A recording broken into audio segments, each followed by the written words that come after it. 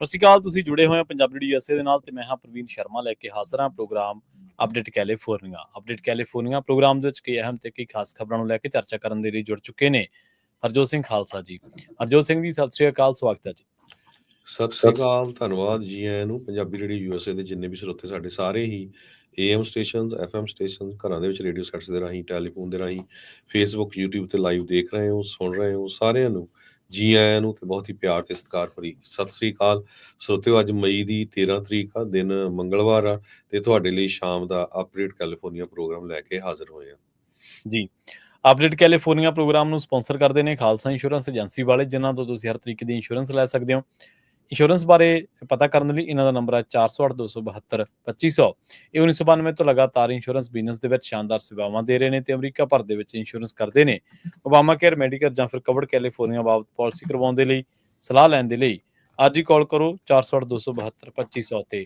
ਟਰਕੀਆਨਾ immigration ਲਾ firm ਵਾਲੇ, ਜੇ ਟਰਕੀਆਨਾ ਟੋਨੀ ਟਰਕੀਆਨਾ ਦੇ ਨਾਲ ਤੁਸੀਂ USA ਇਮੀਗ੍ਰੇਸ਼ਨ ਬਾਬਤ ਕੋਈ ਵੀ ਸਲਾਹ ਕਰਨੀ ਹੈ ਤੇ ਇਹਨਾਂ ਦਾ ਨੰਬਰ ਹੈ 415-909-0503। Gurbachan Singh Nagra Sacramento, Sarabjit Singh Kulwinder Singh Dhoot Yuba City, Gurdev Singh Sohal Antelope, Gursahib Singh Bakersfield, Avtar Singh Manzal Clovis ਤੇ ਪਰਮਜੀਤ ਸਿੰਘ ਦਾਖਾ ਬਰਕਲੇ। ਇਹਨਾਂ ਸਾਰੇ ਹੀ ਸਪਾਂਸਰਸ ਦਾ ਬਹੁਤ ਬਹੁਤ ਧੰਨਵਾਦ। ਤੇ ਜੇਕਰ ਤੁਸੀਂ ਵੀ ਪੰਜਾਬੀ USA ਦੇ ਇਹਨਾਂ ਪ੍ਰੋਗਰਾਮਾਂ ਨੂੰ ਸਪਾਂਸਰ ਕਰਨਾ ਚਾਹੁੰਦੇ ਹੋ ਤਾਂ ਸਟੂਡੀਓ ਦਾ ਨੰਬਰ ਹੈ 408-272-5500 ਜੀ। ਅੱਜ ਦੀਆਂ ਖਬਰਾਂ ਵੱਲ ਚੱਲੀਏ ਤੇ ਅੱਜ ਸਾਡੇ ਪ੍ਰੈਜ਼ੀਡੈਂਟ ਜਿਹੜੇ ਡੋਨਲਡ ਟਰੰਪ ਹੋਣੀ ਆ, ਉਹ ਪਹੁੰਚੇ ਹੋਏ ਆ ਸਾਊਦੀ ਅਰੇਬੀਆ ਦੇ ਵਿੱਚ ਤੇ ਉਹਨਾਂ ਨੇ ਇੱਕ ਜਿਹੜੀ ਸਟੇਟਮੈਂਟ ਦੁਨੀਆ ਨੂੰ ਜਾਰੀ ਕੀਤੀ ਆ, ਖਾਸ ਕਰਕੇ ਇੰਡੀਆ ਤੇ ਪਾਕਿਸਤਾਨ ਨੂੰ ਲੈ ਕੇ। ਕਹਿੰਦੇ ਵੀ let's not trade nuclear missiles, trade business. ਕਹਿੰਦੇ ਵੀ ਜਿਹੜਾ ਬਿਜ਼ਨਸ ਆ ਉਹ ਕਰੀਏ, ਜਿਹੜਾ ਮਿਜ਼ਾਈਲ ਵਾਲਾ ਕੰਮ ਆ ਇੱਕ ਦੂਜੇ ਤੇ ਛੱਡਣ ਵਾਲਾ, ਉਹਨੂੰ ਜਿਹੜਾ ਆ ਖਤਮ ਕਰੀਏ। ਸੋ ਸਾਊਦੀ ਅਰੇਬੀਆ ਇੱਕ ਟਾਈਮ ਦੇ ਉੱਤੇ ਜਿਹੜਾ USA ਤੋਂ ਕਾਫੀ ਪਰੇ ਹੋ ਗਿਆ ਸੀ। USA ਹੀ ਪਿੱਛੇ ਹਟਿਆ ਸੀ, ਖਾਸ ਕਰਕੇ ਜੋ ਜਮਾਲ ਖਸ਼ੋਗੀ ਆ, ਉਸ ਤੋਂ ਬਾਅਦ ਜਿਹੜਾ ਇੱਕ ਜਰਨਲਿਸਟ ਅਮਰੀਕਾ ਦਾ ਗ੍ਰੀਨ ਕਾਰਡ ਹੋਲਡਰ ਸੀ, ਉਸਦਾ ਜਿਹੜਾ ਕਤਲ ਕਰ ਦਿੱਤਾ ਗਿਆ ਸੀ ਤੇ ਉਹ ਸਿੱਧਾ ਜਿਹੜਾ ਹੱਥ ਸੀਗਾ ਸਾਊਦੀ ਅਰੇਬੀਆ ਦੇ ਰਾਜੇ ਦੇ ਉੱਤੇ ਜਾਂਦਾ ਸੀਗਾ। ਪਰ ਅੱਜ ਪ੍ਰੈਜ਼ੀਡੈਂਟ ਡੋਨਲਡ ਟਰੰਪ ਉਹਨਾਂ ਨੇ ਸਾਊਦੀ ਅਰੇਬੀਆ ਦੇ ਵਿੱਚ ਪਹੁੰਚ ਕੇ ਇਹ ਉੱਥੇ ਕਹਿ ਦਿੱਤਾ ਆ ਵੀ ਜਿਹੜਾ ਸਾਊਦੀ ਅਰੇਬੀਆ ਆ ਉਹਨਾਂ ਦੇ ਨਾਲ ਅਸੀਂ ਪੂਰਾ ਜਿਹੜਾ ਬਿਜ਼ਨਸ ਆ ਕਰਨ ਜਾ ਰਹੇ ਹਾਂ। $600 ਬਿਲੀਅਨ ਦੇ ਕਰੀਬ, $142 ਬਿਲੀਅਨ ਦੇ ਕਰੀਬ ਡਿਫੈਂਸ ਦਾ ਸਮਾਨ ਉਹਨਾਂ ਨੇ ਖਰੀਦਣਾ ਹੈਗਾ। ਤੇ ਨਾਲ ਦੀ ਨਾਲ ਉਹਨਾਂ ਨੇ ਸੀਰੀਆ ਦੇ ਸੰਬੰਧ ਦੇ ਵਿੱਚ ਵੀ ਇਹ ਕਹਿਤਾ ਵੀ ਜਿਹੜੇ ਸੀਰੀਆ ਦੇ ਉੱਤੇ ਜਿੰਨੀਆਂ ਵੀ ਸੈਂਕਸ਼ਨਸ ਲਾਈਆਂ ਆ ਉਹ ਸਾਰੀਆਂ ਅਸੀਂ ਛੱਡਣ ਜਾ ਰਹੇ ਹੈਗੇ ਆ, ਸਾਰੀਆਂ ਜਿਹੜੀਆਂ ਚੱਕਣ ਜਾ ਰਹੇ ਆ ਤੇ ਉਹਨਾਂ ਨੂੰ ਇੱਕ ਹੋਰ ਚਾਂਸ ਇਸ ਗ੍ਰੇਟਨੈਸ ਦੇ ਉੱਤੇ ਦੇਣ ਜਾ ਰਹੇ ਆ। ਉਹਨਾਂ ਨੇ ਇਹ ਕਿਹਾ, good luck Syria, show us something very special like they have done frankly in Saudi Arabia। ਸੋ ਜੋ ਸੀਰੀਆ ਦਾ ਇਸ ਵੇਲੇ ਲੀਡਰ ਹੈਗਾ, ਪ੍ਰੈਜ਼ੀਡੈਂਟ ਆ, ਕਿਸੇ ਟਾਈਮ ਦੇ ਉੱਤੇ ਅਮਰੀਕਾ ਦਾ ਮੋਸਟ ਵਾਂਟਡ ਬੰਦਾ ਸੀਗਾ ਉਹ ਇਰਾਕ ਵਾਰ ਦੇ ਵੇਲੇ। ਦੇਖੋ ਏਦਾਂ ਸਭ ਕੁਛ ਜਿਹੜਾ ਚੇਂਜ ਹੁੰਦਾ ਹੈਗਾ। ਸੋ 2018 ਚ ਜਮਾਲ ਖਸ਼ੋਗੀ ਦੀ ਡੈਥ ਹੋਈ ਸੀ। ਉਸ ਤੋਂ ਬਾਅਦ ਜਿਹੜੇ ਰਿਲੇਸ਼ਨ ਵਾਲੇ ਗੁੱਡ ਨਹੀਂ ਸੀਗੇ, ਹੁਣ ਬਣਦੇ ਰਿਲੇਸ਼ਨ ਇੱਥੇ ਤੱਕ ਪਹੁੰਚ ਗਏ। Billions of dollar the business ਹੋਊਗਾ ਤੇ ਅਲਟੀਮੇਟਲੀ ਟਰੰਪ ਨਹੀਂ ਕਹਿੰਦੇ ਆ ਵੀ $1 ਟ੍ਰਿਲੀਅਨ ਤੱਕ ਜਿਹੜਾ ਬਿਜ਼ਨਸ ਆ ਸਾਊਦੀ ਅਰੇਬੀਆ ਨਾਲ ਪਹੁੰਚ ਜਾਊਗਾ। $600 ਬਿਲੀਅਨ ਉਹ ਇਨਵੈਸਟ ਕਰਨ ਜਾ ਰਹੇ ਆ। ਸੋ ਟਰੰਪ ਉਹਨਾਂ ਦੇ ਨਾਲ ਸਾਰੇ ਜਿਹੜੇ ਆ ਬਿਜ਼ਨਸਮੈਨ, ਗੂਗਲ, ਵੱਖ-ਵੱਖ ਕੰਪਨੀਆਂ ਦੇ ਜਿਹੜੇ ਹੈਗੇ ਆ ਉੱਥੇ ਪਹੁੰਚੇ ਹੋਏ ਸੀ। ਇਲੋਨ ਮਸਕ ਵੀ ਪਹੁੰਚੇ ਹੋਏ ਹੈਗੇ ਆ। ਸੋ ਇਹ ਜਿਹੜੀਆਂ ਕੰਪਨੀਆਂ ਉੱਥੇ ਬਿਜ਼ਨਸ ਵੀ ਕਰਨਗੀਆਂ। ਸਾਬਕਾ ਵਾਈਟ ਹਾਊਸ ਦੇ ਐਡਵਾਈਜ਼ਰ ਕਸ਼ਨਰ, ਉਹਨਾਂ ਨੇ ਕਹਿੰਦੇ ਵੀ ਕਾਫੀ ਜਿਹੜੀ ਡੀਲ ਆ ਇਹ ਬਣਾਉਣ ਦੇ ਵਿੱਚ ਜਿਹੜੀ ਹੈਲਪ ਕੀਤੀ ਆ। ਸੋ ਕਸ਼ਨਰ ਟਰੰਪ ਉਹਨਾਂ ਦਾ ਜਵਾਈ ਵੀ ਹੈਗਾ, ਆਪਾਂ ਸਾਰਿਆਂ ਨੂੰ ਪਤਾ ਹੀ ਆ। ਸੋ ਉਹਨਾਂ ਦੀ ਜਿਹੜੀ ਫਰਮ ਹੈਗੀ ਆ ਉਹ ਵੀ ਉੱਥੇ ਜਿਹੜਾ ਬਿਜ਼ਨਸ ਆ ਕਰ ਰਹੀ ਹੈਗੀ ਜੀ। ਅਗਲੀ ਗੱਲ ਕਰੀਏ ਕੈਲੀਫੋਰਨੀਆ ਤੇ ਜਿਹੜਾ ਟਰੰਪ ਪ੍ਰਸ਼ਾਸਨ ਦੇ ਵਿਚਾਲੇ ਜਿਹੜਾ ਤਣਾਅ ਚੱਲ ਰਿਹਾ, ਜਾਂ ਕਹਿ ਲਓ ਕਿ ਜਿਹੜੀ ਟਸਲ ਚੱਲ ਰਹੀ ਹੈ। ਹੁਣ ਕੈਲੀਫੋਰਨੀਆ ਨੇ 2 ਹੋਰ ਜਿਹੜੇ ਲਾ ਸੂਟ ਆ ਉਹ ਫਾਈਲ ਕਰ ਦਿੱਤੇ ਆ ਟਰੰਪ ਪ੍ਰਸ਼ਾਸਨ ਦੇ ਖਿਲਾਫ। ਤੇ ਉਹਨਾਂ ਨੇ ਕਿਹਾ ਕਿ ਇਹ ਜਿਹੜੀਆਂ ਪਾਲਿਸੀਆਂ ਬਣਾ ਰਹੇ ਨੇ ਇਹ ਸਾਡੀ ਸਟੇਟ ਦੇ ਜਿਹੜੇ ਆਰਥਿਕ ਹਿੱਤ ਨੇ ਉਹਨਾਂ ਨੂੰ ਢਾਹ ਲਾ ਰਹੇ ਨੇ। ਕੈਲੀਫੋਰਨੀਆ ਦੇ ਅਟਾਰਨੀ ਜਨਰਲ ਰੌਬ ਬੋਂਟਾ ਨੇ ਇਹ ਜਾਣਕਾਰੀ ਦਿੱਤੀ ਹੈ ਕਿ ਅੱਜ 2 ਜਿਹੜੇ ਲਾਸੂਟ ਆ ਉਹ ਫਾਈਲ ਕੀਤੇ ਗਏ ਨੇ, ਜਿਨ੍ਹਾਂ ਦੇ ਵਿੱਚ ਚੈਲੰਜ ਕੀਤਾ ਗਿਆ ਕਿ ਟਰੰਪ ਐਡਮਿਨਿਸਟ੍ਰੇਸ਼ਨ ਦੀਆਂ ਜਿਹੜੀਆਂ ਪਾਲਿਸੀਜ਼ ਨੇ ਉਹਨਾਂ ਦੇ ਕਰਕੇ ਸਟੇਟ ਨੂੰ ਕਈ ਬਿਲੀਅਨ ਡਾਲਰ ਦਾ ਜਿਹੜਾ ਘਾਟਾ ਉਹ ਪੈ ਰਿਹਾ, ਖਾਸ ਕਰਕੇ ਜਿਹੜੀਆਂ ਇਮੀਗ੍ਰੇਸ਼ਨ ਦੇ ਮਾਮਲੇ ਦੇ ਵਿੱਚ ਜਿਹੜੀ ਇਮੀਗ੍ਰੇਸ਼ਨ ਇਨਫੋਰਸਮੈਂਟ ਕੀਤੀ ਗਈ ਹੈ। ਦੱਸਿਆ ਜਾ ਰਿਹਾ ਹੈ ਕਿ ਇਹ ਕਹਿੰਦੇ ਕਿ ਇਹ ਜਿਹੜਾ ਸਾਡੇ ਪੈਸੇ ਨੇ ਤੇ ਸਾਡੇ ਪੈਸੇ ਜਿਹੜੇ ਸਟੇਟ ਦੇ ਪੈਸੇ ਨੇ ਤੇ ਇਹਦੇ ਨਾਲ ਜਿਹੜਾ ਤੁਸੀਂ ਕੀਤਾ ਹੋਇਆ ਹੋਲਡ ਉਹ ਜਿਹੜਾ ਉਹ ਸਹੀ ਤਰੀਕਾ ਨਹੀਂ ਹੈ, ਕਾਨੂੰਨੀ ਤਰੀਕਾ ਨਹੀਂ ਹੈ। ਪ੍ਰੈਜ਼ੀਡੈਂਟ ਟਰੰਪ ਉਹ ਕਹਿੰਦੇ ਕਿ ਉਹ ਯੂਜ਼ ਨਹੀਂ ਕਰ ਸਕਦੇ ਉਹਨਾਂ ਦੇ ਜਿਹੜੇ ਫੰਡ ਆ ਕਿਸੇ ਵੀ ਤਰੀਕੇ ਦੇ ਨਾਲ ਬਾਰਗੇਨਿੰਗ ਕਰਨ ਦੇ ਮਾਮਲੇ ਦੇ ਵਿੱਚ। ਲਾਸੂਟ ਜਿਹੜਾ ਉਹ ਹੋਰ ਵੀ 20 ਸਟੇਟਾਂ ਨੇ ਜਿਹੜਾ ਕੀਤਾ, department of transportation and homeland security, US district court ਰੋ ਆਈਲੈਂਡ ਦੇ ਵਿੱਚ। ਇਹਨਾਂ ਨੇ ਕਿਹਾ ਹੈ ਕਿ ਇਹ ਜਿਹੜੇ ਨਵੇਂ ਕੰਡੀਸ਼ਨਸ ਖੜੇ ਕਰ ਰਹੇ ਨੇ ਇਮੀਗ੍ਰੇਸ਼ਨ ਦੇ ਕਈ ਮਾਮਲਿਆਂ ਨੂੰ ਲੈ ਕੇ, ਇੰਪੋਜ਼ ਕੀਤੀਆਂ ਜਾ ਰਹੀਆਂ ਨੇ ਕੰਡੀਸ਼ਨਸ, ਤੇ ਇਹਦੇ ਨਾਲ ਜਿਹੜੇ ਹਿੱਤ ਆ ਰਾਜਾਂ ਦੇ, ਸੂਬਿਆਂ ਦੇ, ਸਟੇਟਸ ਦੇ, ਉਹ ਪ੍ਰਭਾਵਿਤ ਹੁੰਦੇ ਨੇ। ਤੇ ਇਹ ਕੋਈ ਲੀਗਲ ਜਿਹੜੀ ਕਨਸਟੀਟਿਊਸ਼ਨਲ ਨਾ ਤਾਂ ਇਹ ਕਾਰਵਾਈ ਹੈ, ਪ੍ਰੈਕਟਿਸ ਆ, ਤੇ ਨਾ ਹੀ ਇਹ ਲੀਗਲ ਜਿਹੜਾ ਉਹ ਮੰਨਿਆ ਜਾ ਸਕਦਾ ਹੈ।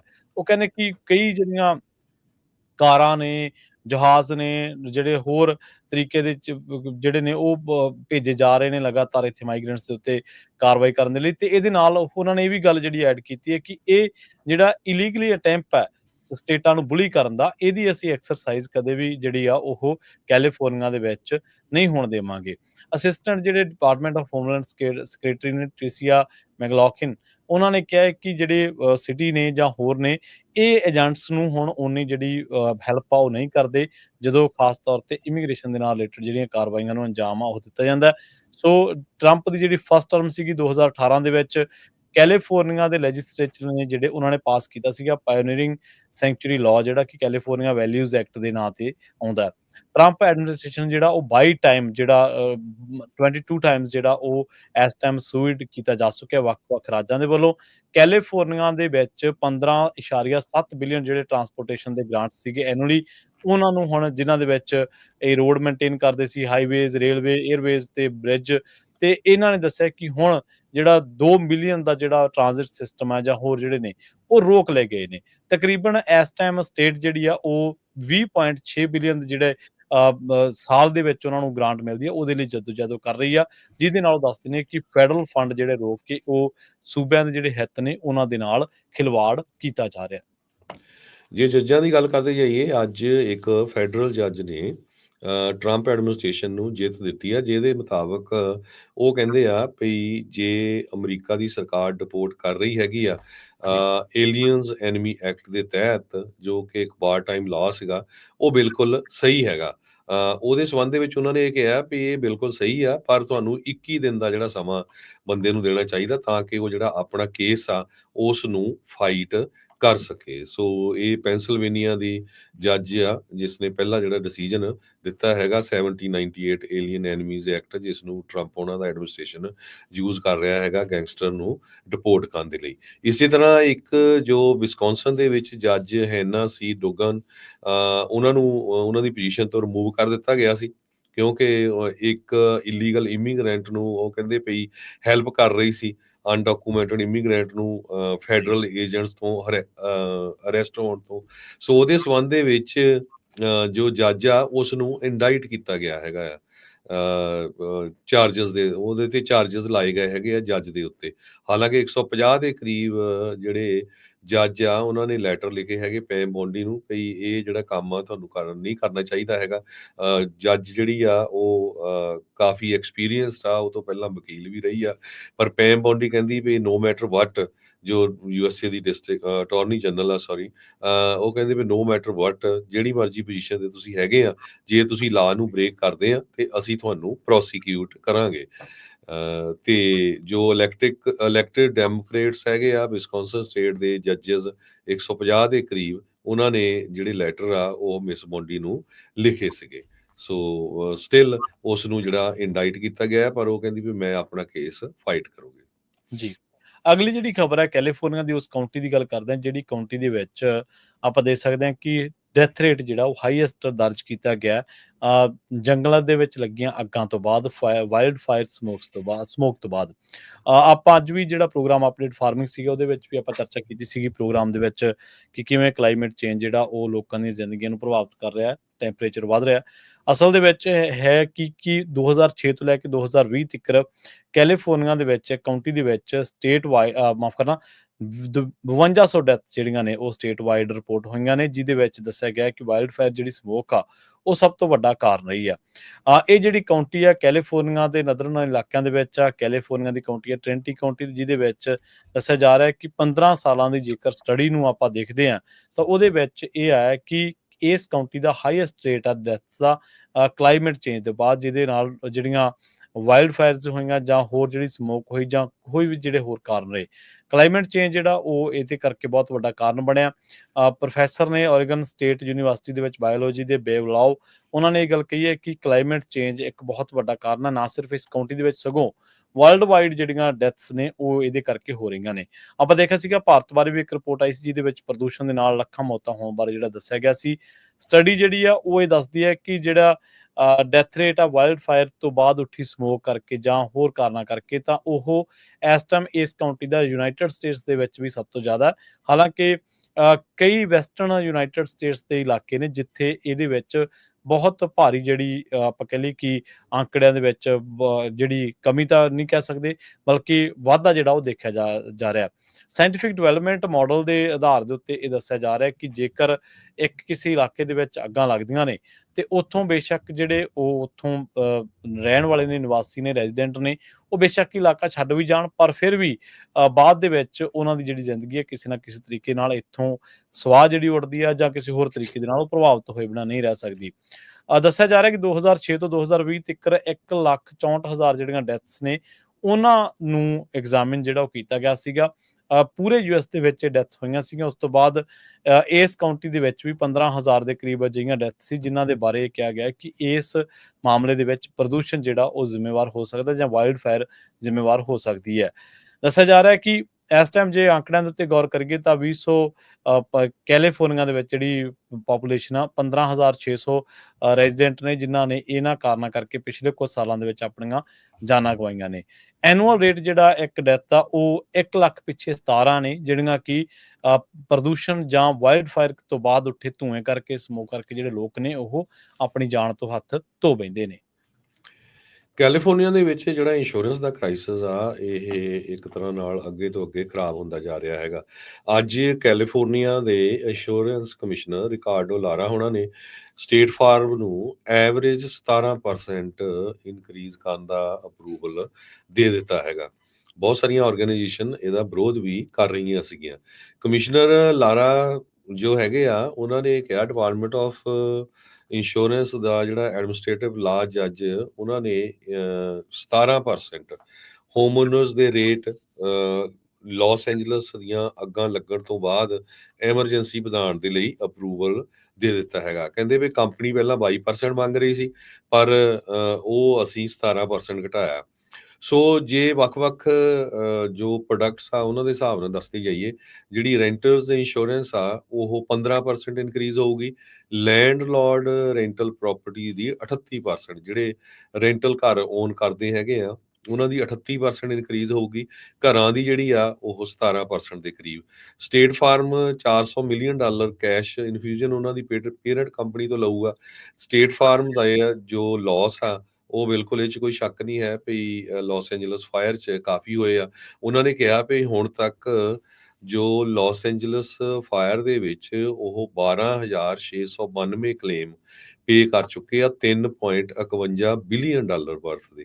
ਕਹਿੰਦੇ ਵੀ ਜੇ ਨਾ ਇਹ ਇਨਕਰੀਜ਼ ਹੁੰਦਾ ਤੇ ਸਾਡਾ ਜਿਹੜਾ ਸਾਨੂੰ ਸੋਚਣਾ ਪੈਣਾ ਸੀ ਵੀ ਇਸ ਸਟੇਟ 'ਚ ਆਪਾਂ ਬਿਜ਼ਨਸ ਕਰਨਾ ਹੈ ਕਿ ਨਹੀਂ। ਕੈਲੀਫੋਰਨੀਆ ਦੇ ਵਿੱਚ ਘਰਾਂ ਦੀ ਇੰਸ਼ੋਰੈਂਸ ਲੈਣੀ ਕਾਫੀ ਹਾਰਡ ਆ। ਬਹੁਤ ਘੱਟ ਕੰਪਨੀਆਂ ਕਰ ਰਹੀਆਂ, ਜਿਹੜੀਆਂ ਕਰ ਵੀ ਰਹੀਆਂ ਆ ਉਹਨਾਂ ਦੇ ਰੇਟਸ ਹਾਈ ਆ, ਕਵਰੇਜਸ ਬਹੁਤ ਲੋ ਹੈਗੀਆਂ ਆ।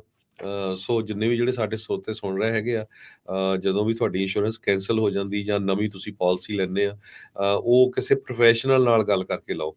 ਬਹੁਤ ਵਾਰ ਮੈਂ ਦੇਖਦਾ ਵੀ ਆਨਲਾਈਨ ਕਈ ਬਾਈ ਕਰ ਲੈਂਦੇ ਆ, ਨੌਲੇਜ ਹੁੰਦਾ ਨਹੀਂ ਹੈ, ਜਦੋਂ ਬਾਅਦ ਦੇ ਵਿੱਚ ਫਿਰ ਕਲੇਮ ਹੁੰਦਾ ਫਿਰ ਪਤਾ ਲੱਗਦਾ ਵੀ ਆਹ ਕੀ ਗੱਲ ਹੋਈ ਹੈਗੀ ਆ, ਵੀ ਮੈਨੂੰ ਤਾਂ ਪਤਾ ਨਹੀਂ ਲੱਗਿਆ ਹੈਗਾ।